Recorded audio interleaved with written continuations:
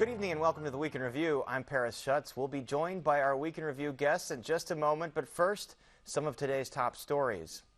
City leaders outlined public safety plans for Memorial Day weekend and the rest of the summer. Mayor Lori Lightfoot said the strategy wouldn't be just to put more police officers out on the street, but also personnel from other city departments in what she identified as the 15 most violent police beat areas in the city. Lightfoot and Police Superintendent David Brown made the announcement today, vowing a, quote, all-hands-on-deck approach. But we have an obligation to continue this fight literally for our residents' lives. And making this summer, the summer we've all been waiting for after the year that we've just endured, we need to make this the safest one yet to make significant progress. And Illinois public health officials report 982 new cases of COVID-19 in the last 24 hours, with 21 additional deaths. That makes for a statewide total of 1.38 million cases and 22,739 deaths. The 7-day test positivity rate ticks down again to 2.3%. The push to replace Chicago's lead water service lines is off to a slow start. In fact, it's not really off to any start at all. WTTW News reporter Heather Sharon reports the city has yet to replace a single service line in the 8 months since Mayor Lightfoot announced a replacement plan. Lightfoot yesterday urged federal lawmakers to pass President Biden's infrastructure plan, which includes $45 billion to replace every lead water drinking line in the country.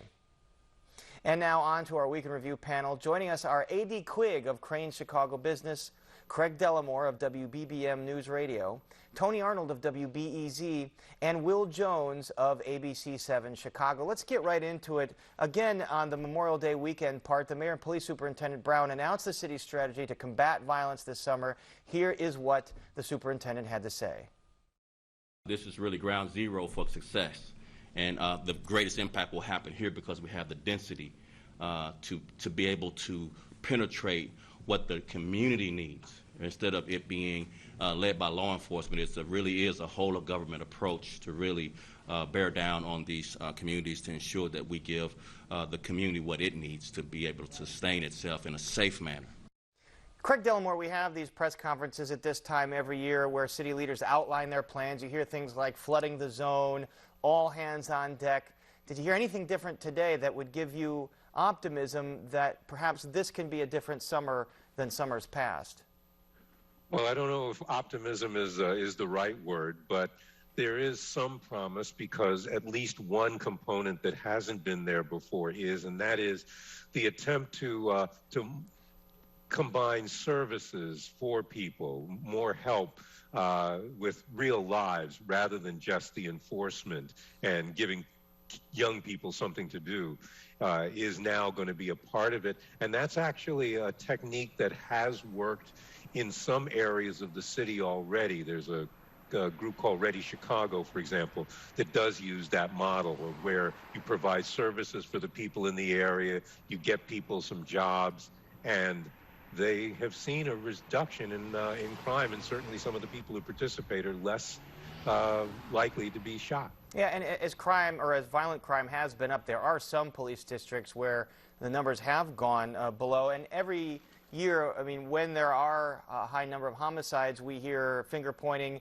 The mayor will say, well, it's the judges or the state's attorney, and this year Mayor Lightfoot, actually CPD Superintendent Brown was saying judges are letting people go on electronic monitoring bonds too easily. And Tony Arnold at WBEZ, there were emails that they found that showed that even Mayor Lightfoot knows that's not 100% true. Can you talk a little bit more about that? Yeah, this is a common talking point that you hear from politicians, not just in Chicago, is that crime would be down if only people were locked up for longer while they were awaiting trial. And there's a lot of evidence that shows that that's not really the case. And yet here we saw a year or two ago the superintendent and the mayor, Lightfoot, talking about this very issue in the same exact way. And my most excellent colleague, Patrick Smith, went through the emails that the mayor's office that have been hacked and put out on the internet and found that, in fact, the mayor's office had a very hard time being able to prove that very accusation that they were making in the press. despite all of their best attempts, and being told internally, stop using this line of logic here for why crime isn't going down. We can't find evidence of people being out on parole or out on bond and committing these crimes, and yet that didn't stop the mayor or superintendent from making those claims. So that line of that narrative doesn't necessarily hold up. Well, Will Jones, also this week, the one-year anniversary of the killing of George Floyd. When you talk to community leaders, civic leaders, do they sense anything has changed with respect to policing in the community in this intervening year? Spoke with several activists, Paris, and they're all disappointed in the mayor. They didn't expect much out of her, but they are severely disappointed with the progress made so far with regard to police reform. She recently released her civilian oversight plan, and activists are calling that leak. The power to fire and hire the superintendent still rest in the mayor's hands, and activists really want that power to rest with the community, the civilians, to be able to decide who is leading the city. But Mayor Lightfoot says the buck stops with her with regard to crime, and it's important that the superintendent and the mayor have a good relationship, and that power should reside in the mayor.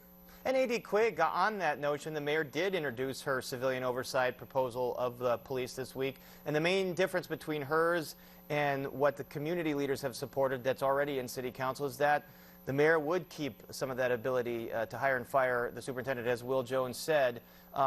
Does it look like there's going to be compromise? Will there be negotiations, or will aldermen stand firm with the proposal that's already out there? What I've heard from aldermen so far is leading a lot closer to standing firm. I mean, this is a debate that we've had going back to 2017 at least, and if you talk to the folks at CPAC who have been organizing around this since 1970, this is way, way overdue. And in the mayor's case, a lot of people are arguing this is too little too late. This is a promise that she made to pass in her first 100 days, and now we're getting kind of a watered-down proposal compared to what she first supported on the campaign trail. Aldermen are already they're already unhappy with how they've dealt with the mayor's office. I don't know if this is going to be the place where they reach a deal, and there's so many other conflicts bubbling up that make that compromise so much harder to do. Also, Craig Dellamore, the mayor introduces her plan for a police misconduct database, and it's slammed by the Inspector General Joe Ferguson. Is this another area where she might have trouble negotiating a compromise with aldermen? I think this is going to be, because although we should say that this is a very expensive proposition, so aldermen who might be on the fence might come down on the side of not spending as much money. But the issue here is exactly what would be covered. Originally, the IG wanted this to go back to, I think it was like 1994, which back then the records weren't digitized to any degree. So going back to 2000 seemed like a good compromise. The problem is that they cannot agree on exactly what would be covered. The Inspector General Ferguson is concerned that it would only be cases that have already been sustained, and he believes it should be cases that all have been investigated, and that's a very different measure. And frankly, it's all about what information is online that you don't have to file a Freedom of Information Act request to get. And so far, a number of aldermen are standing firm on that too. So a lot of battles the mayor is waging right now with aldermen, and we're going to talk about some more of them. A vote to rename Lakeshore Drive after Jean-Baptiste Pointe-DuSable was pushed until the next city council meeting. The former chief of staff to ex-House Speaker Madigan is indicted, and Democrats release updated legislative boundaries in their new district maps. Will Jones, on the DuSable Drive thing, the mayor unveiled what she says is a compromise proposal here, because she's been chilly to the idea of renaming Lakeshore Drive, saying instead we'll put $40 million in public and private money to finally finish that park on the lakefront, DuSable Park, have a DuSable Festival every year in August, and rename the riverfront, the Riverwalk, after DuSable. Will, do you think that that would assuage any critics who are saying, no, what we want is the name change of Lakeshore Drive? Paris, there was supposed to be a vote on this week, but due to some procedural maneuvering, it's going to happen next month. I don't think that is going to calm any concerns from critics who really want Lakeshore Drive to be named after Jean-Baptiste DuSable. It is a premier drive, picturesque. Everyone knows that drive all the tourists. And that's one of the reasons why Mayor Lightfoot does not want to name Lakeshore Drive, rename it after Jean-Baptiste Dussable. It's going to be interesting to see how this unfolds, but I can tell you that people who support this idea of renaming Lakeshore Drive, they want it to happen. They've been pushing it for a long time. And the biggest supporter is the alderman who sponsored the ordinance, Alderman David Moore, who's saying absolutely no way. It has to be the renaming of Lakeshore Drive. A.D. Quigg, as Will mentioned, got punted to the next city council meeting. Is it a cinch to pass in that meeting? Alderman David Moore says he has the votes. I believe him. It passed committee unanimously. It had a lot of support by him, but also a couple of people you maybe wouldn't expect to support it, or people that really like Lakeshore Drive. This will come to an up or down vote next month, and what I wonder will happen is if we have to both change Lakeshore Drive and the mayor has to still make this $40 million commitment that she's already essentially promised to do. But yeah, short story, I think it has the votes to pass, and Alderman David Moore is dead set on this happening. This is something he took out, first introduced his ordinance in October of 2019. He said plenty of time has passed to have this debate. We had the votes in committee, and we have the votes to pass full council. And so while nothing happened in this week's council meeting, it did get tense. Opponents to renaming Lakeshore Drive after Dussable blocked the vote on the measure, as we mentioned. Let's take a look at some of the debate. Are you your hand raised on the item that's been deferred and published? There's nothing to speak on since it's been deferred and published. Chairman Brookins. Yeah. Can we get a legal opinion on this? The roll call was called first. The roll call was called first. Can we get a legal opinion here? Can we get You're a out of legal order, sir.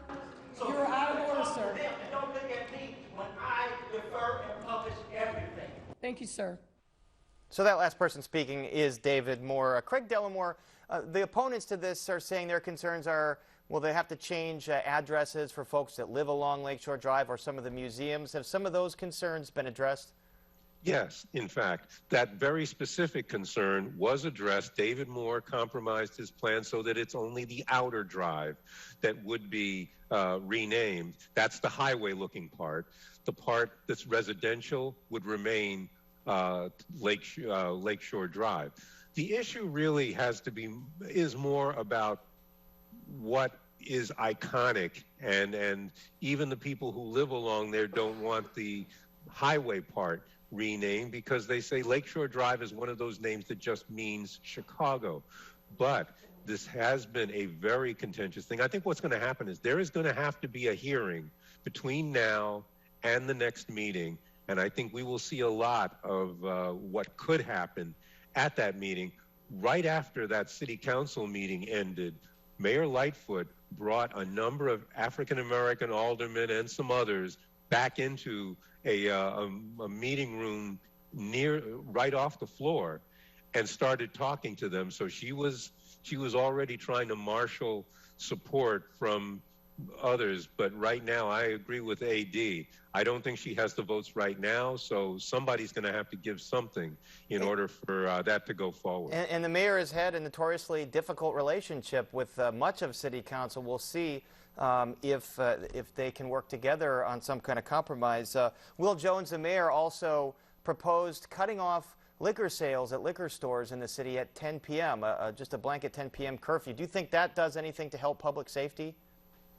My colleague Craig Wall did a report on that this week, and he found from business owners that they're already struggling due to the pandemic, and they say it's another slap in the face. But community members obviously are concerned about these establishments that are on every corner in some of these neighborhoods on the south and north sides. But there's no data to show that this will actually stop crime. This was in place during the pandemic, and crime still continued. So the mayor needs to show some type of data to support this measure, and she hasn't so far.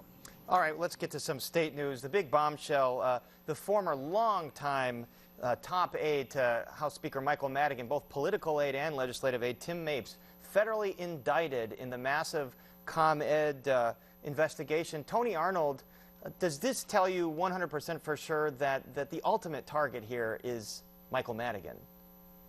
Well, the indictment almost laid that bare. It basically said that yeah, we're going after the Speaker they have all of the the House. questions. So basically, Mapes is facing grand jury questions, and all the questions are about What did you know about Mike Madigan and he and Mike McLean, the lobbyist, working together with this alleged bribery scheme? But go ahead. Correct. Tim Mapes, basically what happens here is that as part of their investigation into this whole ComEd thing that's already wrapped up a lot of former lawmakers and lobbyists in Springfield, they're going on and they bring Tim Mapes into the grand jury room and they give him immunity to testify. And yet now they're saying that he lied when he talked about what kind of relationship did Madigan have with his closest confidant, longtime friend, top ComEd lobbyist, Michael McLean. What kind of relationship did those two have? Did McLean carry out messages on Madigan's behalf? Mapes said, I don't know. I don't recall. Did he work on them? Did he carry out jobs on Madigan's behalf? I don't recall. They're saying that is a lie, that Mapes went beyond the threshold there of the immunity line. What do they call that, Tony? Is that Fed-itis or something like that? Yeah, it's straight out of, it does feel like it's straight out of a Godfather movie or something like that. And, Mapes today entered a plea of not guilty. He says that these questions were vague and that ultimately this whole case is about Madigan. And that's correct. It does look like they got their eyes set squarely on Madigan. I think what's notable to me about the indictment about Mapes is it's not like the indictment is about Mapes' role in any of the ComEd things. It's about what he told the grand jury or didn't tell the grand jury. It's not like he's part of the scheme. They're saying that the charges had to be about these alleged lies that he told the grand jury. Yeah, and basically what the feds are saying is they have emails showing that Mapes did know everything, or most of what was occurring between Madigan and Mike McLean. Craig Delmore, though, does this also tell you that maybe the feds are having trouble, finding a smoking gun on Madigan, that they're trying to pry it from people like Mapes and Mike McLean, and they're just not getting anywhere with it? Well, these cases always are like that because it has to do with someone who isolates himself from the actual process. Mike Madigan is one of the most careful politicians anyone's ever met. So the only way you are going to get something on them is, frankly, if you can get someone to talk. There are very few people who are any closer to Madigan than Mapes has been, even before he was chief of staff. And Mapes has had his own troubles, but it wasn't about this kind of stuff. Sexual harassment. Yes, exactly. But he has been close. He was also the executive director of the state Democratic Party. So they have been close, so they know he could talk. Obviously, the two top people are not talking, but they have a lot already, so we'll just have to see how long it takes them to put that Tony Arnold, together. is that the only route to Mike Madigan, is through Mapes trying to perhaps intimidate him with a 20-year possible prison sentence for obstruction of justice here, or McLean or any of the other folks charged in this case? The prosecutors gave Mapes immunity, and he didn't turn over any information about Madigan to the grand jury. I don't think Mapes is going to be helpful here. Michael McLean, the ComEd lobbyist, close confidant to Madigan, also has publicly told WBEZ he's not going to be cooperating with the feds. He's been indicted himself in a separate case, but it's been for his role in the alleged scheme here. I think that what you're seeing here is a lot of people in Madigan's inner circle being indicted and being willing to take this to trial is what it looks like. And the fortress holding up to this point. To this point. At least that we know of. I mean, at least that's been publicly released. Well, there's also a lot on the agenda in Springfield, including redrawing legislative maps. Democrats have released their drafts, which have drawn criticism from Republicans. Here's what two lawmakers told our Amanda Vinicky earlier this week. The only thing that seems to matter are the home addresses of incumbent politicians so that Democrats can be protected and Republicans can be punished. They invite all Democratic members to enter the secret room and give them a chance to pick their voters, because that's what this is about, finding a way around the democratic process. We had like over 45 hearings. Do you understand? There was a lot of feedback for community. We had maps of their own. We had all kinds of presentations. So, Tony, the Democrats released their first pass at a remap. Republicans criticize it, and then Late this week, they come out with another draft. Does this new draft make these maps any less political? Certainly not, and that hasn't stopped the Democrats at all from this afternoon pushing through anyway, saying these are the maps, and they're going through the process as we speak of approving them through the legislature and putting them on Governor J.B. Pritzker's desk. You know, Pritzker has said during his campaign that he wanted an independent commission to draw these maps. That didn't happen. It was the politicians, particularly the Democrats, because they're in the majority.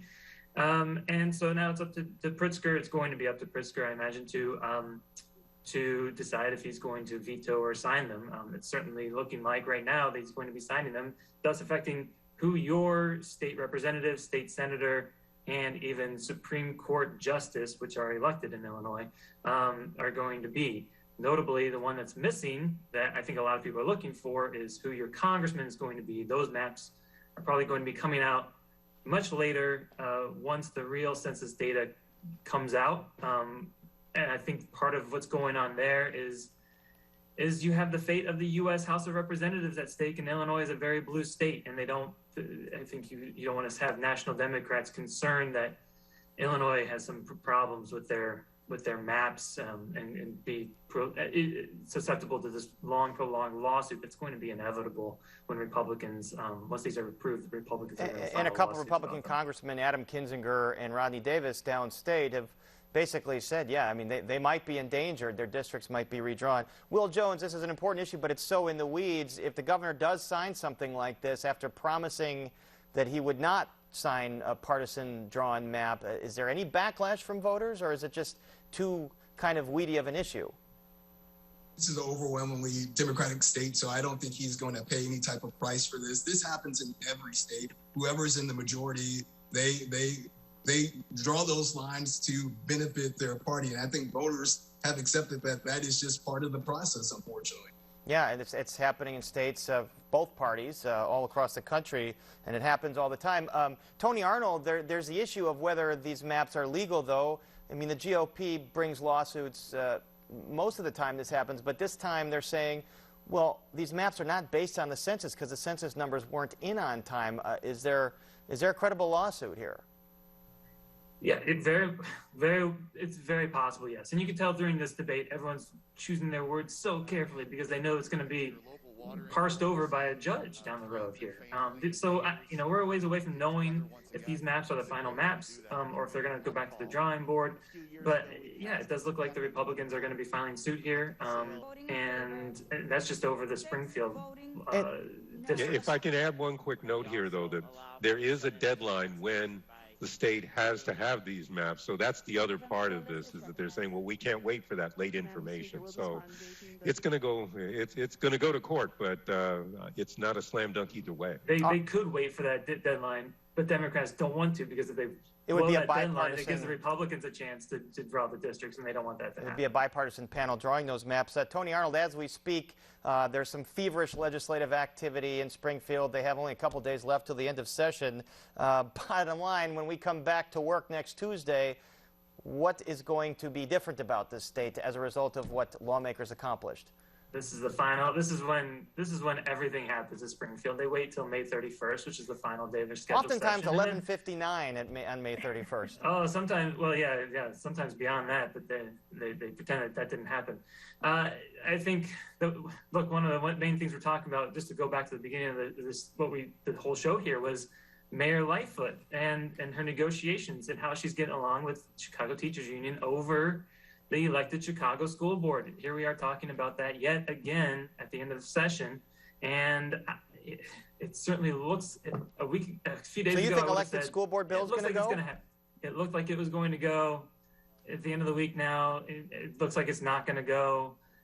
This issue has been played. So many games have been played with this issue over time in Springfield, and it's such a popular idea, and yet the mayor has never wanted it, and not just this mayor, but all mayors, because they like control of the board. And so here we are again. It looks like the same games are being played. It looks like they were that close. And maybe the teachers union actually has enough support that they can just rail something through without Mayor Lightfoot getting on board. I'm not going to make a prediction here because I've seen this game before. All right. Well, the political junkies are going to be watching this very closely over the next couple days while the rest of us barbecue in the very cold weather. We're out of time, so our thanks to Aide Quigg, Craig Dellamore, Tony Arnold, and Will Jones. And that is our show for this Friday night. Don't forget, you can get Chicago Tonight and the Weekend Review streamed on Facebook, YouTube, and our website, WTTW.com/news. And be sure to join us tomorrow night at 6 for Chicago Tonight Latino Voices and 6 o'clock Sunday for Chicago Tonight Black Voices. Memorial Day weekend is the unofficial start of summer, which means beach time for many, of course not today. We share tips on how to safely enjoy the lakefront and swimming pools, plus a look at Chicago's efforts to diversify newsrooms. And then Chicago Tonight returns all next week. And now for the Weekend Review, I'm Paris Schutz. Thank you so much for watching. Stay healthy, safe, and warm and dry, and have a great Memorial Day weekend.